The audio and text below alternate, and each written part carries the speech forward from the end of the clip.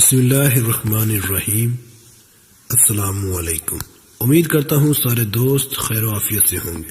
پانی پت کی تیسری لڑائی 14 جنوری 1761 ہجری۔ پانی پت کی تیسری لڑائی افغانستان کے بادشاہ احمد شاہ ابدالی رحمۃ اللہ علیہ اور مراٹھا سلطنت کے سپہ سالار سداشو راؤ بھاؤ کے درمیان 14 جنوری 1761 ہجری کو دلی سے 60 میل دور شمال میں واقع پانی پت کی تاریخی مقام میں ہوئی۔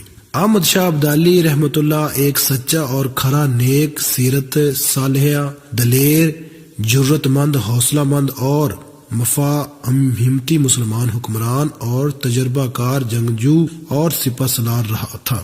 احمد شاہ ابدالی جدید افغانستان کے بانی تھے۔ افغانی آپ کو احمد شاہ بابا کے نام سے پکارتے ہیں، جبکہ مراٹھے ہندو مذہب سے تعلق رکھتے تھے۔ مراٹھے جنگجو اور بہادر لوگ تھے۔ مراٹھے سکھ اور دیہاتی ہندو ساتھ مل کر ان کا ایک ہی مقصد تھا، یعنی پہلے افغانوں کو پنجاب سے پھر مغلوں کو دلی سے نکالنا۔ اس طرح وہ ہندوستان سے اسلامی سلطنت کی ہر علامت کو ختم کر کے مراٹھا اور خالصہ راج قائم کرنا چاہتے تھے۔ مراٹھوں نے درجنوں جنگوں میں مغلوں کو شکست دے دی، شہزادے جانشینی کی جنگیں لڑتے رہے اور مراٹھے اپنی فوجی طاقت بڑھاتے رہے، یہاں تک کہ 1755 میں دلی تک پہنچ گئے۔ مغل حکومت ان کا مقابلہ کرنے سے قاصر تھے۔ 1767 تک مراٹھے پاک و ہند کے بڑے حصے کو فتح کر چکے تھے۔ پنجاب کے اہم شہر امرتسر، پھر اسی سال لاہور، پشاور اور اٹک تک کے علاقے فتح کر لیے۔ پنجاب سے افغانوں کے مکمل انخلا اور پشاور پر قبضے کے بعد مراٹھوں کی ہمت بہت بڑھ گئی۔ مراٹھوں کے سربراہ بالاجی پیشوا نے اپنے مرکز پونا میں تمام مراٹھے سردار جمع کر کے اپنے یعنی مراٹھے اقتدار کو عروج تک لے جانے، زوال پذیر مغل سلطنت سے جلد از جلد نجات حاصل کرنے اور احمد شاہ ابدالی کا زور توڑنے کے حوالے سے ایک بہت بڑا مشاورتی اجلاس طلب کیا۔ اجلاس کے دوران سپہ سالار بھاؤ نے پرجوش لہجے میں کہا، محمود غزنوی کے حملوں سے ہمارے دلوں پر جو زخم لگے وہ صدیاں گزر جانے کے باوجود اب تک مٹے نہیں۔ ہم سومناتھ کی مورتی کی بے عزتی نہیں بھولے۔ آج ہمارے پاس اتنی قوت ہے کہ ہم مسلمانوں سے بدلہ لے سکیں۔ سومناتھ کی مورتی ہم شاہ جہاں کی تعمیر کردہ جامع مسجد دلی کے ممبر پر نصب کریں گے اور افغانستان میں گھس کر محمود غزنوی کا مقبرہ مسمار کر دیں گے۔ بالاجی پیشوا نے اس کے جذبات کو سہراتے ہوئے کہا، میرا ارادہ تو اس سے بھی بڑھ کر ہے۔ میں ہندوستان کو مسلمانوں سے صاف کر دینے کے بعد ایسا انتظام کر دینا چاہتا ہوں کہ آئندہ کوئی مسلمان ہمارے ملک پر حملے کا تصور بھی نہ کر سکے۔ مشاورت میں یہ فیصلہ کیا گیا کہ پہلے دلی پر حملہ کر کے مغل بادشاہ کی جگہ بالاجی پیشوا کے بیٹے بسواس راؤ کو تخت نشین کرایا جائے اور پھر فوج کی کمان بھاؤ کے ہاتھ میں دے کر وہ پنجاب کو روندتے ہوئے افغانستان میں داخل ہو جائے۔ اس تاریخی مشاورت کے فیصلے نے ہندوؤں میں جوش اور امنگوں کی ایک لہر دوڑا دی اور ہر طرف سے مراٹھے سردار اپنی اپنی فوج لے کر پونا جمع ہونے لگے۔ ہندوؤں کو یقین تھا کہ عنقریب پوری دنیا کے مالک وہی ہوں گے، ہر طرف ان کے بتوں کی خدائی تسلیم کی جائے گی اور مسلمانوں کا نام و نشان تک باقی نہیں رہے گا۔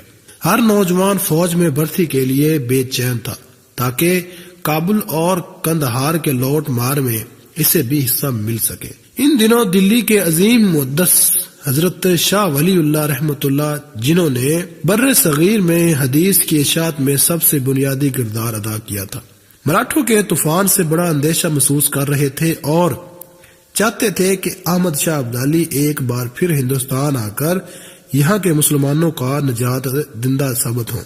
ہندوستان کی سیاست کا اہم رکن نواب نجیب الدولہ بھی ان کا ہم فکر تھا۔ یہ احمد شاہ ابدالی رحمۃ اللہ کے بڑے عقیدت مند تھے۔ اس سے قبل ابدالی یہاں 4 بڑی مہمات کر چکا تھا، مگر اب حالات بتا رہے تھے کہ جب تک بت پرستوں کی سرزمین کے قلب میں گھس کر مراٹھوں کی کمر نہ توڑ دی جائے تو یہاں مراٹھوں کی کمر نہ توڑ دی جائے، یہاں کے مسلمانوں کا مستقبل ہرگز محفوظ نہیں رہ سکتا۔ شاہ صاحب رحمۃ اللہ کے مشرکین کے خلاف بھرپور حملے کی دعوت دی اور اپنے خط میں تحریر فرمایا، ہم اللہ بزرگ و برتر گھر کے نام پر آپ سے درخواست کرتے ہیں کہ آپ اس طرف توجہ فرما کر دشمنان اسلام سے جہاد کریں کہ اللہ تعالیٰ کے یہاں آپ کے نامہ اعمال میں اجر عظیم لکھا جائے اور آپ کا شمار اللہ کی راہ میں جہاد کرنے والوں میں ہو جائے، آپ کو دنیا میں بے اندازہ غنیمتیں حاصل ہوں اور مسلمانوں کو کفار کی چنگل سے نجات حاصل ہو۔ احمد شاہ ابدالی کو مراٹھوں کے اس سیلاب کا علم ہو چکا تھا جو پونا سے پنجاب کی طرف امڑ رہا تھا۔ اب تک اسے اتنے بڑے لشکر سے مقابلے کا کوئی تجربہ نہیں ہوا تھا، اس لیے اپنے وطن سے سینکڑوں میل دور کمک کے بغیر ایک بہت بڑی اور غیر یقینی جنگ لڑنے کا تصور اس کے لیے پریشان کن تھا۔ حضرت شاہ ولی اللہ نے احمد شاہ ابدالی کا حوصلہ بڑھاتے ہوئے اسے تحریر فرمایا، مراٹھوں کو شکست دینا آسان کام ہے، شرط یہ ہے کہ مجاہدین اسلام کمر کس لیں۔ در حقیقت مراٹھے تعداد میں زیادہ نہیں مگر دوسرے بہت سے گروہ ان کے ساتھ شامل ہو چکے ہیں۔ مراٹھا قوم طاقتور نہیں ہے، ان کی توجہ بس اپنی افواج جمع کرنے پر ہے جو تعداد میں چونٹیوں ٹیڑیوں سے بھی زیادہ ہو۔ جہاں تک شجاعت اور عسکری ساز و سامان کا تعلق ہے وہ ان کے پاس زیادہ نہیں۔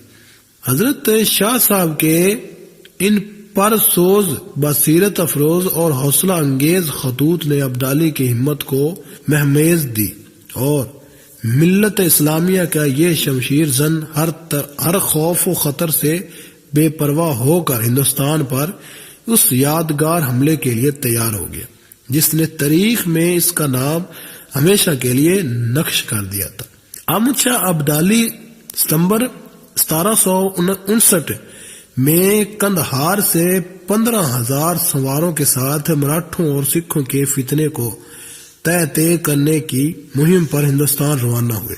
راستے میں بلوچستان اور ارد گرد سے اور تیمور شاہ جو احمد شاہ ابدالی کا بیٹا تھا اور سابق حاکم لاہور جہان خان اپنی نفری کے ساتھ اس سے آ ملے اور سپاہی 30,000 تک پہنچ گئے۔ پنجاب کے نئے مراٹھا حاکم نے افغان لشکر کی آمد کا سن کر لاہور خالی کر دیا اور اپنے جتھے سمیت سہارنپور میں سندھیا کے کیمپ میں پناہ لی۔ احمد شاہ کا لشکر پنجاب میں داخل ہوا تو سکھ اپنے گھروں میں دبک گئے۔ احمد شاہ مراٹھوں سے فیصلہ کن جنگ میں تاخیر نہیں کرنا چاہتا تھا مگر اس سے پہلے اسے دلی پہنچ کر مسلمانوں کی تہذیب و ثقافت کے اس قدیم مرکز کو مراٹھوں کی لوٹ مار سے بچانا تھا۔ وہ شاہ عالمگیر ثانی کے اقتدار کو بھی مضبوط کرنا چاہتا تھا مگر راستے میں اسے اطلاع ملی کہ دلی کی سیاست میں اکھاڑ بچھاڑ شروع ہو چکی ہے اور مغل بادشاہ غازی دین کے سازش کا شکار ہو کر مارا گیا ہے۔ یہ صورتحال ابدالی کے لیے غیر متوقع بھی تھی۔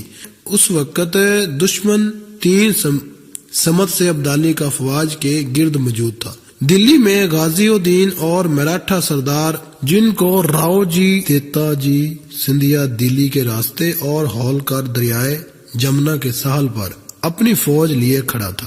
ابدالی سہارنپور پہنچا تو نواب نجیب الدولہ، حافظ رحمت خان، سعد اللہ خان، عنایت خان، قطب خان اور دیگر روہیلا امراء نے 10,000 سپاہیوں کے ساتھ ان کا استقبال کیا۔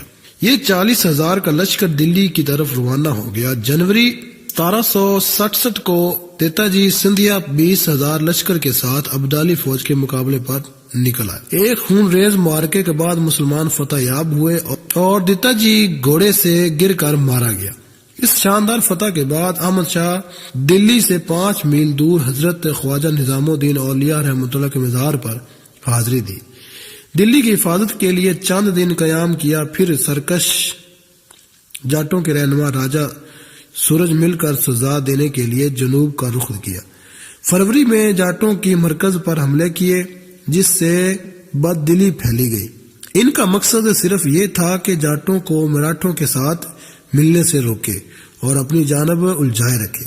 یہ مقصد پورا ہوتے ہی اس نے مراٹھوں کے اس لشکر کی جانب کوچ کیا جو دلی کے آس پاس دریائے جمنا کے پار منڈلا رہا تھا۔ احمد شاہ اس دلی پر قبضہ سے روکنا چاہتا تھا، مگر مراٹھا سردار ہولکر نے احمد شاہ کا سامنا نہ کیا۔ وہ کبھی ریگستانوں اور کبھی جنگل میں غائب ہو جاتا اور اچانک ابدالی فوج پر حملہ کر کے پھر روپوش ہو جاتا۔